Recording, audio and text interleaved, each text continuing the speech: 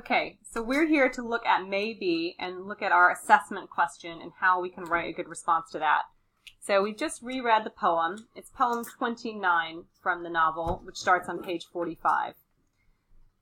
All right, now let's have a look at the actual question. So this is the assessment. And the question says, what do we learn about Mrs. Oblinger in this poem? You might want to write about her problems, her personality, her feelings, her actions. For maximum marks, use words and phrases from the poem as evidence to support your ideas. So a couple of things. First of all, some people got a little confused and they forgot that we were focusing on Mrs. Oblinger. So one of the main things you need to do is make sure you've read the question. Read it twice just to make sure you've got it right. Because usually you spend a lot of time talking about May. But in this question, I'm asking you about Mrs. Oblinger. So you need to make sure you check the question. The other big thing most people mixed up on was this bit about evidence. And that's what we're going to practice now. So I'm going to remind you how to find evidence and how to use that to help support your ideas. People generally did a really nice job with some of these bullets. Just so you know, whenever you get bullets like this in an English question, they're just meant to help you. You don't have to write about every bullet. You can, but you don't have to. So they're just there to help and guide you, to give you some suggestions about where to get started. Okay, so we need to go back. Mrs. Oblinger, what do we learn about problems, personality, feelings, and actions? So before I even begin to write my answer, I'm going to go back to the text and find that evidence that I need. So most of you did a nice job remembering some of the things about Mrs. Oblinger and what she finds tricky. So one of her problems we have down here, right, is when she says, I was wrong in trying this. Mrs. Oblinger says, but his letter was so kind. I didn't think through prairie living. So I'm going to underline this bit here. And I'm going to make a note out to the side. I think she feels unhappy with life on the prairie.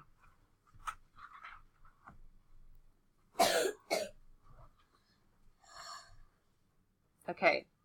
So that's one thing that Mrs. Oblinger feels, and one problem that she's got. By the way, what is our technical word when we do this? What's our technical word, hands up if you know, that means making notes on a text like I'm doing right now? What do we call that? Hands up if you think you might know. Okay, I'm on. Annotation. Well done. So I'm annotating the text before I write my response. So I'm just going to keep kind of skimming and scanning this poem to see what else I come up with. We have this other bit. She rocks. Right? If my brother hadn't shown him my photograph, I wouldn't be stuck here. So I'm going to highlight this word stuck. And I'm going to put that she feels trapped. Okay, so Mrs. O feels trapped.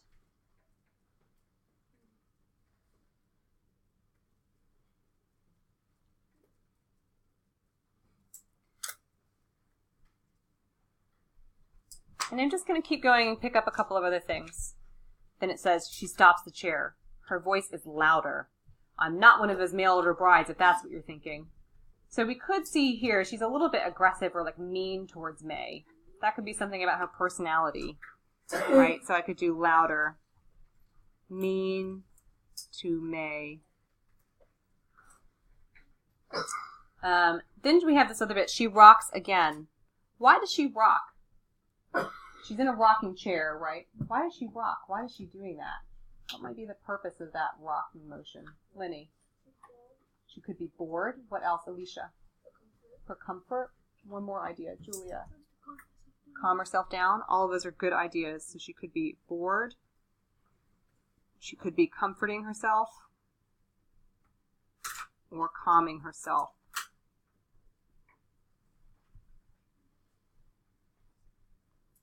Okay. Then we get another problem she's got. The quiet out here is the worst part. So she hates the quiet. But I have to kind of think a little bit more about that. It's not just that it's quiet. We have to think about, why is it quiet? Why is life so quiet on the prairie? Why is life so quiet on the prairie? Natalie? Because it's like, there's not too many cars or something like to pass all the time. Right, there's not things happening outside around them. Give me another reason. Why is it quiet out in the prairie? Lamar?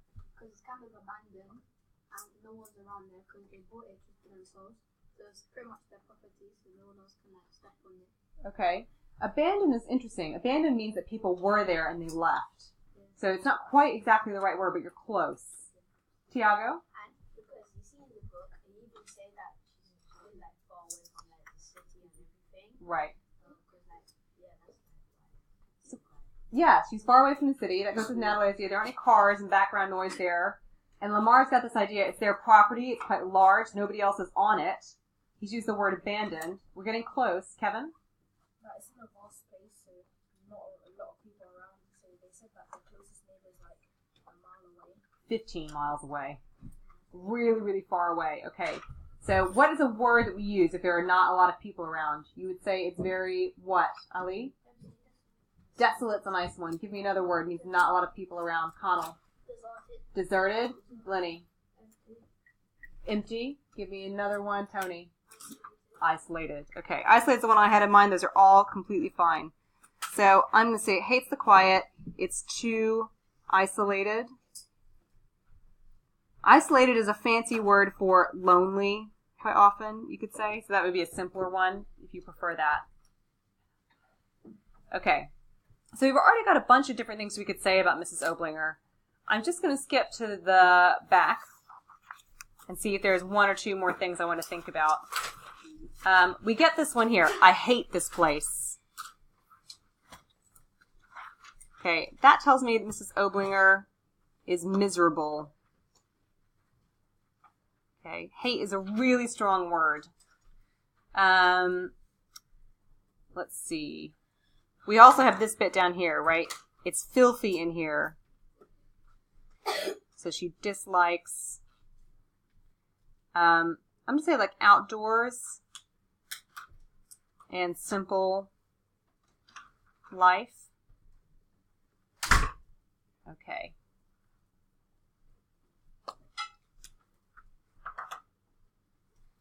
So we have lots of different things here about Mrs. O. So I probably have enough to write.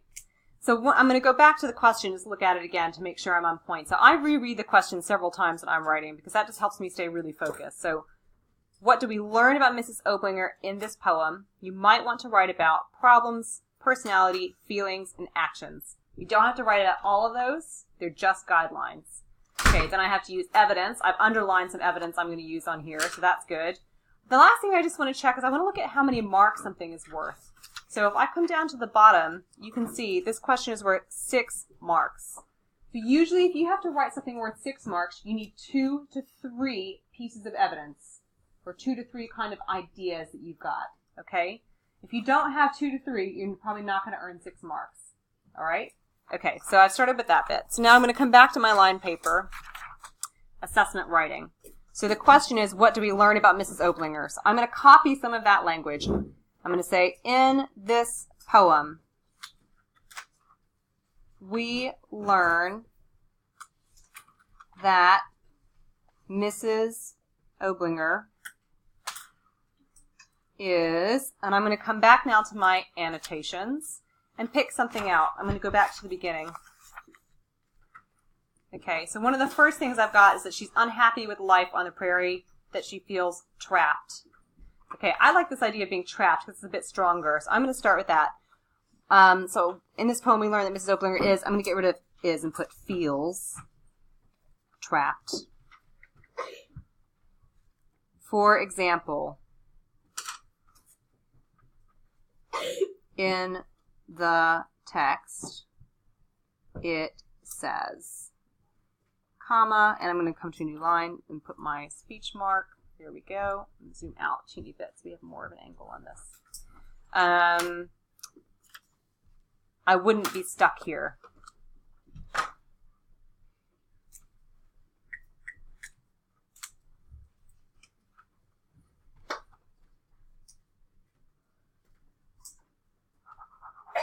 So now I have to explain it.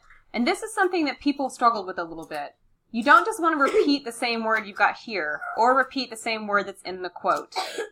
okay? You've got to kind of say it in your own words. So I'm going to use the phrase, this shows, and I'm going to shorten Mrs. Oblinger just to Mrs. O for the purposes of speed in this video. This shows Mrs. O doesn't like her life in the Saudi with May and her husband.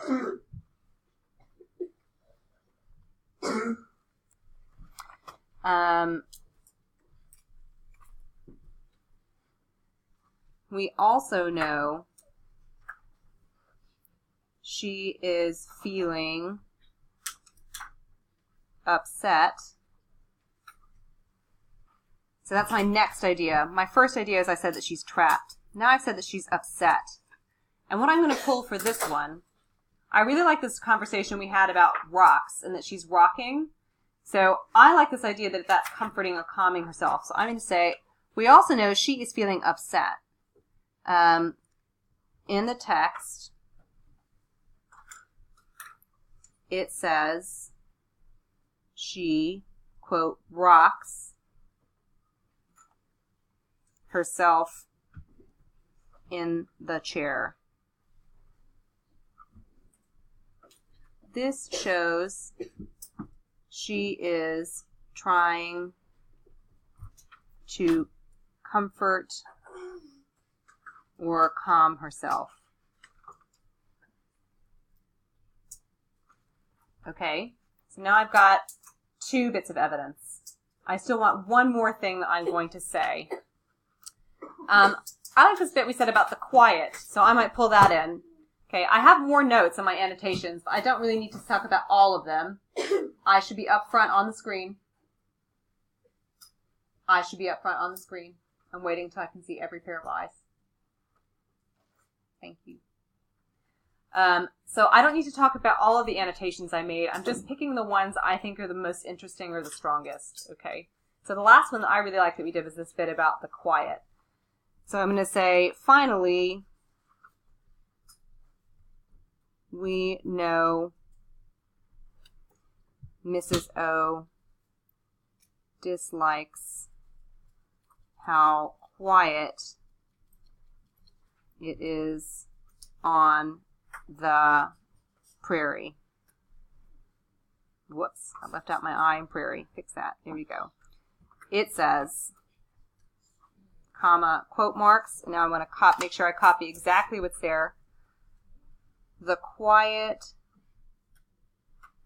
out here's the worst part. This shows, and I'm going to go back to my annotations and pick what we said. We said that the quiet means that she finds it too isolating or too lonely. Mrs. O thinks her life on the prairie is too isolating or lonely. Okay. So now we've got 1, 2, 3 ideas. And I've got, if I switch colors, let's see how we go. I can highlight my evidence in a different color. I've got one piece of evidence here. I've got another piece of evidence here. I've got another one here. So I can see I've got 3 bits of evidence. Okay, and I've explained each one. So this is easily a 6-mark answer. Okay.